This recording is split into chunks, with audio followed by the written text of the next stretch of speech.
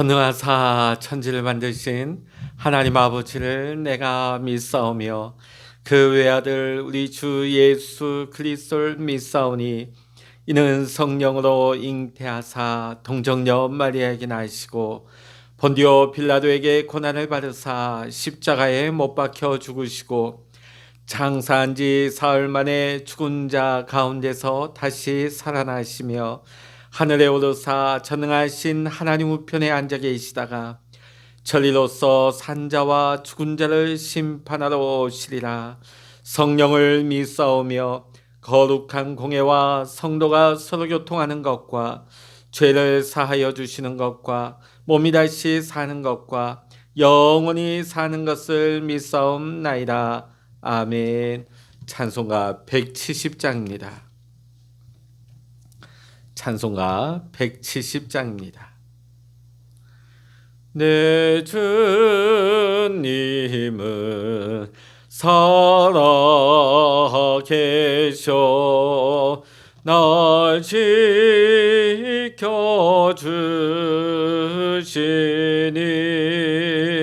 그 큰 사랑 인하여서 나 자유 얻었네. 나의 구원 대신 주니 내 소망 되신 주 항상 나와 함께 하셔 곧 다시 오시리. 나를 거룩하게 하려 주 나를 부르니 주의 은혜 내게 넘쳐 주 뜻을 이루리. 굳센 믿음 나 가지고 주 말씀 따르며 주님 다시 강림할 때 날 영접하시리.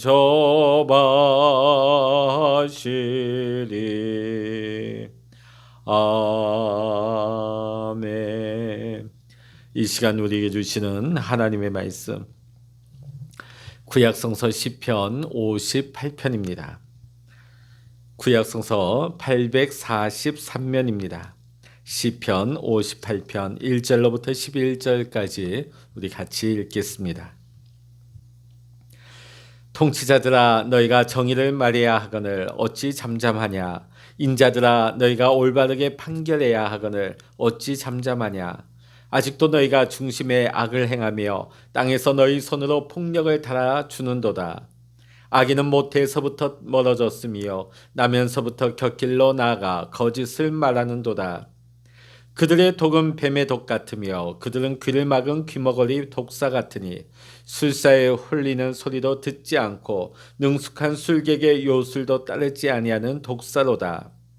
하나님이여 그들의 입에서 이를 꺾으소서. 여호와여 젊은 사자의 어금니를 꺾어내시며 그들이 급히 흐르는 물같이 사라지게 하시며 겨누는 화살이 꺾인 같게 하시며 소멸하며 가는 달팽이 같게 하시며 만삭되지 못하여 출생한 아이가 햇빛을 보지 못한 같게 하소서.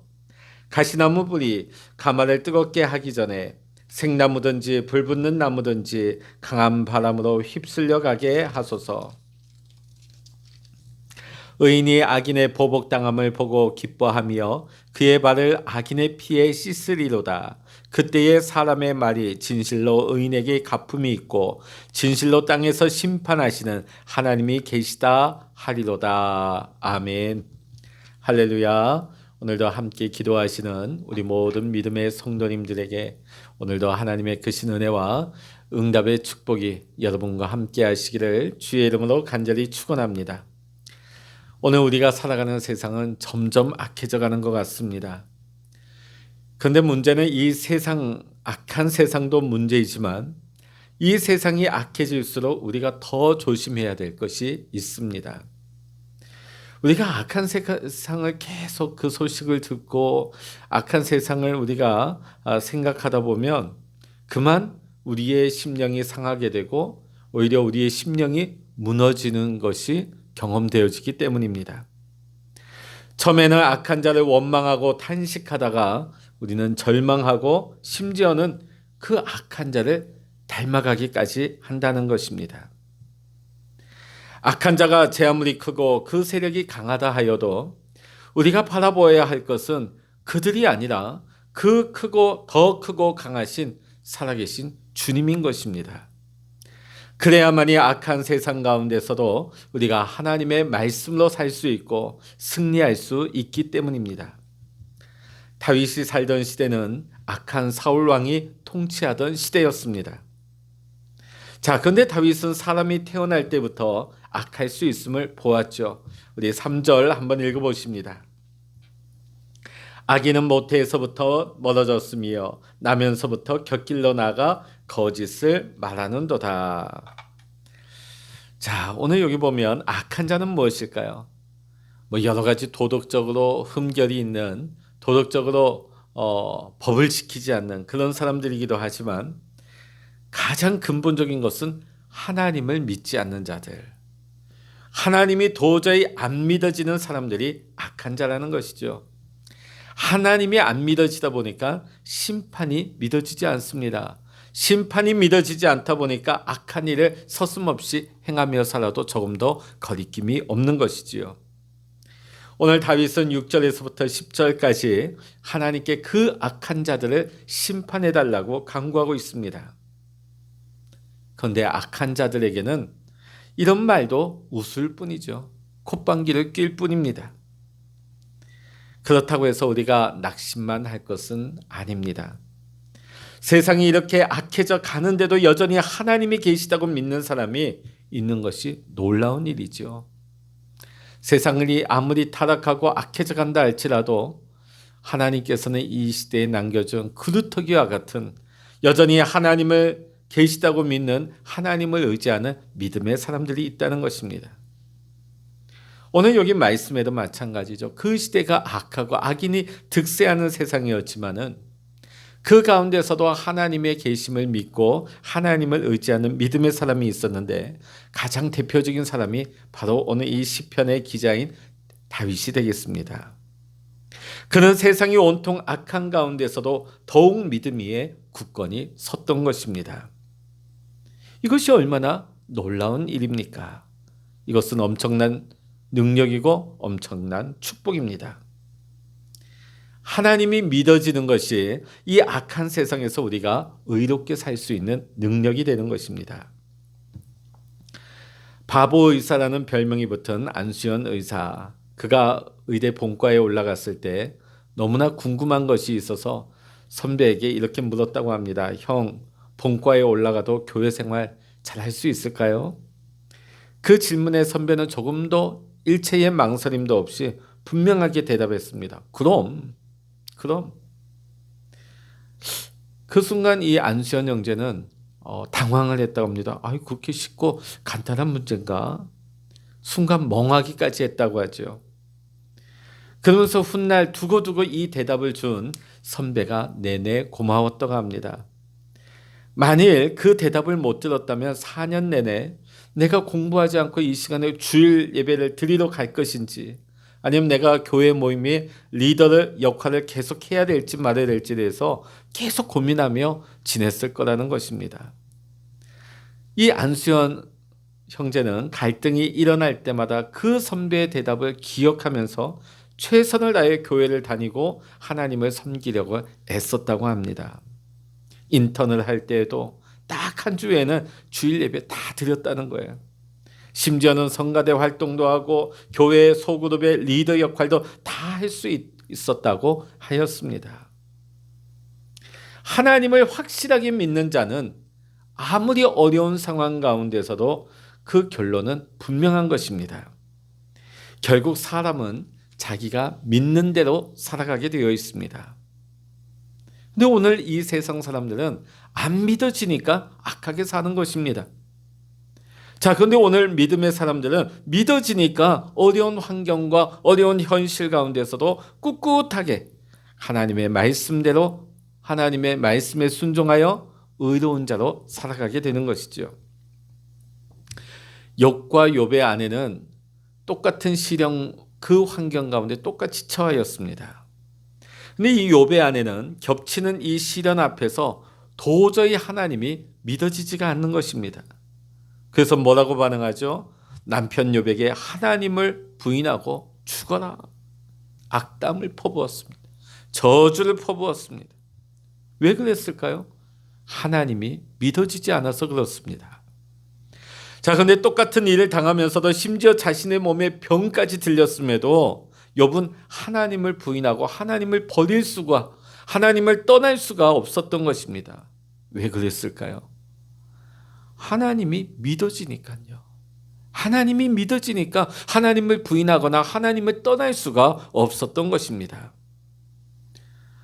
초대교회 스데반 집사는 돌에 맞아 순교하면서도 오히려 그 돌을 던져서 자기를 죽이는 자들을 축복하고 있습니다. 왜 그랬을까요? 십자가에서 죽고 다시 부활하신 주님이 바로 눈앞에 보이는데 어떻게 그들을 원망하고 욕할 수 있겠습니까? 부활하신 주님이 바로 앞에 계신데. 오늘 시편 기자 다윗도 마찬가지입니다. 다시 자기 자신을 죽이려고 혈안이 된 이 사울 왕을 2번이나 죽일 기회가 있었지만은 살려서 보내주죠. 왜 그랬을까요? 하나님이 믿어지니까 그렇게 할 수밖에 없었던 것입니다. 만일 그 믿음이 막연하였다면, 단지 지식으로서의 믿음이었다면 다윗은 이런 일을 하지 못했을 것입니다. 누구나 다 하나님을 믿을 때가 옵니다. 오늘 다윗이 이렇게 기도하죠. 우리 11절 같이 읽어보십니다. 58편 11절입니다. 그때에 사람의 말이 진실로 의인에게 갚음이 있고 진실로 땅에서 심판하시는 하나님이 계시다 하리로다. 마지막 때가 되면 사람들이 다 하나님이 계심을, 하나님이 심판의 주가 되심을, 하나님이 살아계신다는 것을 다 인정할 수밖에 없다는 것입니다. 자, 그런데 문제는 우리가 사는 동안에 도무지 하나님이 계신지 안 계신지, 하나님이 살아 역사하시는지 도저히 알 수 없을 때에, 믿어지지가 않을 때에 그 가운데서 우리가 하나님을 믿고 하나님 안에서 의의 길을, 믿음의 길을 우리가 걸어갈 수 있느냐 하는 것입니다. 그때 다윗은 바로 그 믿음의 길을 걸어간 사람이었습니다. 근데 누구나 처음부터 날 때부터 이름의 믿음의 용사가 되는 것은 아닙니다. 사실 우리는 살아가는 동안에 앞날에 어떤 시련이 닥칠지는 우리는 아무도 모릅니다. 앞으로 우리의 상황이 어떻게 펼쳐질까요? 어떤 환난이나 어떤 시련이 닥쳐올지 지금 이 코로나가 가장 힘든 것 같아도 이것과는 비교되지 않은 더 환난이 닥칠 수도 있습니다. 심지어는 우리 그리스도인들이 믿는다는 이유만으로 초대교회 성도들과 같이 환난과 핍박 가운데 순교할 수 있는 상황이 올 수도 있습니다. 만일 우리가 그런 상황 가운데 맞닥뜨리게 된다면 여러분 담대하게 이렇게 고백할 수 있겠습니까? 나는 의롭게 살겠습니다. 하나님은 분명 살아계십니다. 여러분 이렇게 믿음으로 담대하게 선언할 수 있겠습니까?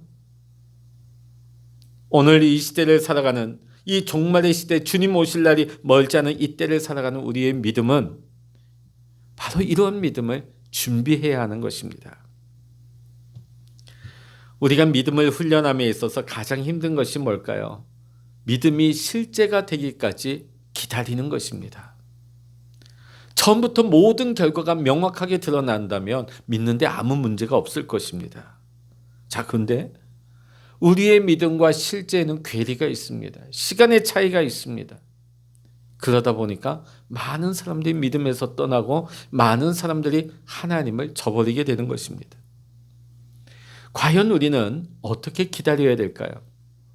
막연하게 우리가 기다리기만 한다면 중간에 다 쓰러지고 주를 부인하고 떠나게 되고 말 것입니다. 가장 악명 높았던 폴란드의 아우슈비츠,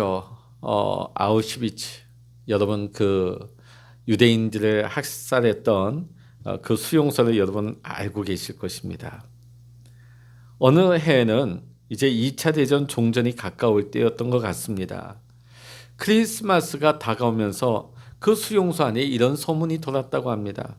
이번 크리스마스 때에 포로들을 여기 수용된 인원들 다 자유하게 풀어준다. 이런 소문이 돌기 시작한 것입니다. 이 소문이 퍼지자 수용소 안에 있는 사람들이 사망하는 숫자가 점점 줄었다고 하는 것입니다. 사실 왜냐하면 그 안에 여러 가지 열악한 환경 속에서 질병으로 또 기아에 허덕이면서 또 절망 가운데 매일같이 가스실에서뿐만 아니라 그 수용소 안에서 죽어가는 사람들이 줄을 이었는데 이 소문이 번지자마자 죽는 사람이 줄어들었다고 합니다. 왜 그랬을까요? 조금만 참고 견디면 내 사랑하는 가족들과 함께 집으로 돌아갈 수 있다. 이 믿음이 그 시련 가운데서 견디게 만들었고 이기게 만들었던 것입니다. 그런데 성탄절이 지나도 자유는 오지 않았습니다. 이때까지 참고 견디던 사람들이 어찌된 영문인지 급격하게 죽어나가기 시작했습니다. 왜 그랬을까요? 믿음이 무너져 버리니까 견딜 힘을 잃어버리게 된 것입니다. 사랑하는 성도 여러분, 우리의 믿음은 그저 막연하게 응답의 날, 좋은 날이 오기만을 앉아서 기다리는 것만이 아닙니다.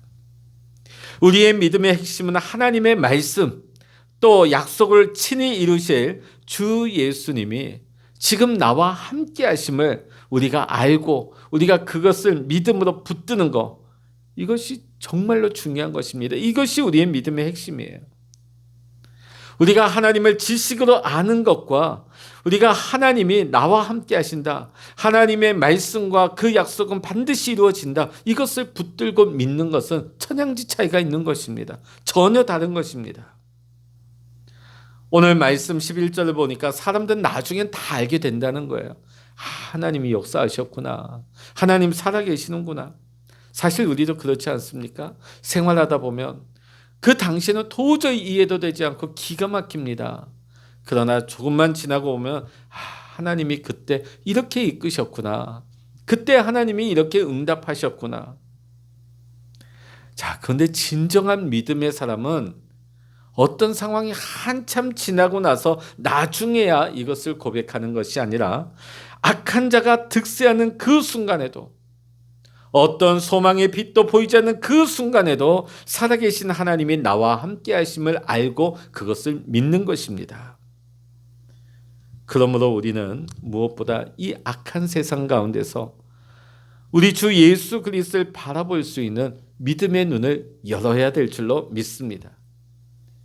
절망적인 순간이 올 때에 오히려 살아계신 주님을 체험할 수 있는 좋은 기회라고 여기고 그것을 믿음으로 고백할 수 있는 우리 모두가 되어야 할 줄로 믿습니다. 왜냐하면 우리가 보기에는 악한 세상, 이 세력들이 크고 강한 것이라고 여겨지지만은 우리와 함께 하시는 우리 주님은 그들보다 더 크시고 더 위대하시고 더 강하신 살아계신 하나님이시기 때문입니다. 그 하나님이 지금 우리와 함께 하십니다. 그 하나님이 우리 안에 역사하시고 지금도 그 약속을 이루시기 위하여 우리 안에 일하고 계십니다. 이제 그것을 바라볼 수 있는 믿음의 눈이 열려지기를 원합니다. 그리고 그 약속을 이루시는 주님을 바라보고 주님 앞에 나아가며 기도함 가운데 주님을 굳게 붙들 수 있는 저와 여러분 모두가 되시기를 주의 이름으로 간절히 축원합니다. 기도하시겠습니다. 할렐루야. 하나님 아버지 감사합니다. 이 세상은 너무나 악하며 악인이 득세하는 세상입니다. 하나님, 이 눈에 아무것도 보이지 않아서 하나님 우리가 마음이 무너지고 상하며 때로는 하나님 주를 부인하고 원망하기까지 합니다. 하나님, 그러나 우리에게 하나님이 함께 하시고 그 약속을 반드시 이루시는 하나님의 약속은 우리 안에 지금도 하나님께서 이루고 계심을 바라보고 믿을 수 있는 담대한 믿음을 주시옵소서. 주여, 오늘 이 새벽에도 우리가 기도의 골방에서 엎드려 기도할 때 주여 우리의 믿음의 눈을 활짝 열어주시옵소서. 이 악한 세상을 바라보고 이 악의 문제를 바라보면서 실망하고 낙심하는 것이 아니라 살아계신 하나님을 바라보면서 그 약속의 말씀을 붙들고 바라보면서 소망 가운데 믿음으로 일어설 수 있는 우리 모두가 되게 하여 주시옵소서. 주님을 바라보기를 원합니다. 약속의 주님을 믿기를 원합니다. 그 주님과 동행하는 우리의 삶이 되게 하여 주시옵소서. 오늘 이 새벽에도 우리가 기도의 골방에 엎드려 기도할 때 성령의 기름 부어주시고 우리가 마땅히 빌 바를 알지 못하나 성령 하나님께서 기도의 문을 여시고 구할 바를 알게 하여 주시어서 오늘 이 시간 주님을 만나며 주님과 교통함이 있는, 또 이 시간 우리의 기도가 하나님 보좌로 다 상달될 수 있도록 하나님의 뜻 가운데 모든 것이 이루어질 수 있도록 주님 인도하시고 축복하여 주시옵소서. 모든 감사와 영광을 우리 주님께 올려드리며 우리 주 예수 그리스도의 이름으로 간절히 기도하옵나이다. 아멘. 찬양하라 내 영혼아, 찬양하라 내 영혼아, 내 속에 있는 것들아 다 찬양하라. 기도하라 내 영혼아, 기도하라 내 영혼아, 내 속에 있는 것들아 다 기도하라.